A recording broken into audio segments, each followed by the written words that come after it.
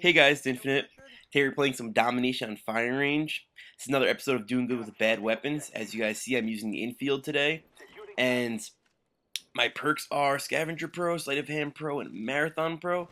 Give you guys a little overview on why I use those. Obviously, if you're going to want to use one weapon the whole game, your best bet is to go with Scavenger. Only way to almost guarantee that. Sleight of Hand Pro, for me, is pretty much a standard on all assault rifles. You know, I might use steady aim sometimes on a submachine gun, maybe if I like an extended mags MP5K, something like that. But on assault rifles, it's pretty much a standard, especially on a map like this when there's a lot of spawn trapping and you're behind cover and you're doing some clipping. You definitely want to make sure that you can reload very fast. And then my final one is Marathon Pro. I don't think sound is good enough to use Ninja in this unless you're playing game battles. I think Marathon Pro is by far the best third perk, unless you were playing Ground War, in which I would use TacMask Pro, probably, because Ground War you don't have to run that much, there's so many people around, and you're going to save yourself a lot with that TacMask if you want to go near objectives, especially B. So, now that I got that out of the way, and then, as you guys see, using motion sensor, that's pretty much a standard with my assault rifles. Don't think claymores are worth using in this game. If you guys saw my last video, I explained that. Using frags and concussion. So, what I want to do in this gameplay is pretty much, I'm just going to point out certain spots where I think you guys could learn from it. But outside of that, I want to talk about Modern Warfare 3. So, I watched a few of the breakdown trailers, and all I gotta say is, I'm really excited for pretty much everything I've seen so far. You know, what I'm expecting to get out of this game is something kind of like a COD 4, where out the gate, there's not that many problems, but there's gonna be problems, because no game is perfect. It's impossible to be perfect. But let's see if they could make it different in COD 4, in the sense where they're gonna patch it. You know what I mean? Like, would COD 4 had a few problems. The biggest problem for me in COD 4 was the frag times 3. I mean, that kind of annoyed me. But, you know, a lot of stuff was able to get past. The M16 was by far the best. Assault, MP5K, or MP5, just normal, was one of the best subs. But with Modern Warfare 2, they already proved that they could achieve gun balance for the most part. So, I'm not worried about gun balance issues. I'm just worried about being able to patch the game. I mean, it could be something as simple as this. Say the game comes out, and there's modders, say 2 months in. That has to be patched within 24 hours. Like, stuff like that Treyarch's been doing with this game, they have to do that. And I think it could be one of the best Call of Duties up to date. So for those of you guys who don't know, in the last 5 seconds of the Spec Ops trailer, they had multiplayer footage. And here, I'm gonna pause right here. Hold on. Okay, so for all your beginners, this is one of the best spawn trap spots in the map. I made sure to freeze it for you guys for about 8 seconds.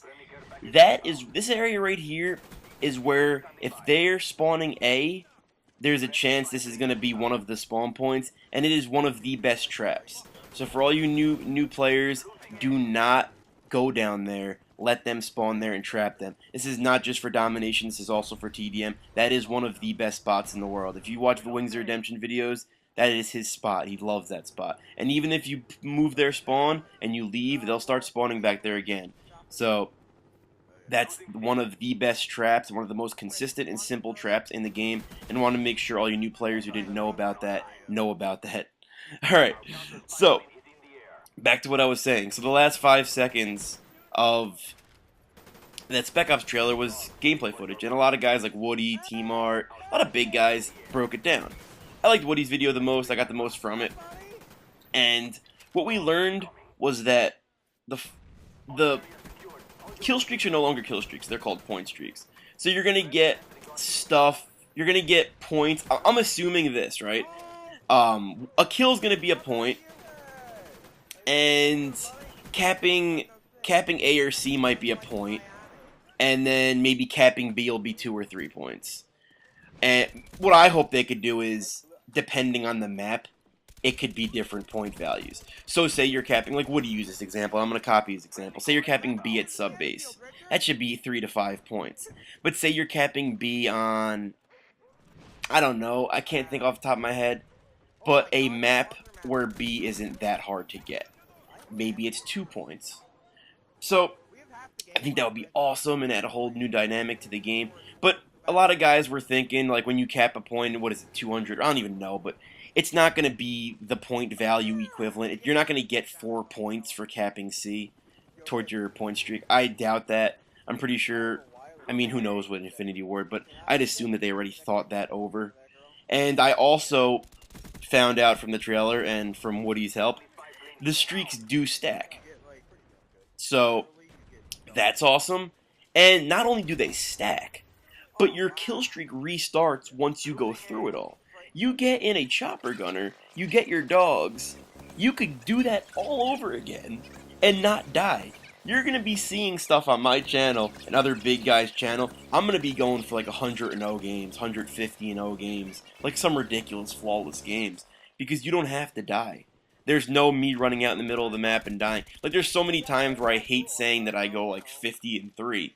I should have gone 50-0 or 50-1, but I died multiple times to call in choppers again, to call in dogs again. So I could get those kill streaks all over again. So I think I'm going to pause it again. No, I don't get to that. I'm not sure when I get to that spot. But there's one other big spot of this map I want to show you guys, and it's really, really important. So yeah, I'm very, very, very excited for Modern Warfare 3, more so than I was last year with Black Ops. But again, guys, I don't like to get too excited because... Hold on, my phone's ringing. Alrighty, guys, the phone never fails to ring when I'm doing commentary. It won't ring all day, but if I start doing commentary, it's going to ring. So, I'm excited, and I'll talk a little bit more about things when the time comes, just so you guys who may not watch these big YouTubers could find out. So here we go. I'm going to freeze frame it right now. Alright, so you're going to be looking right there. You could head glitch behind the stairs where I am now, but preferably you're going to want to move up straight ahead behind that other object there to head glitch behind that.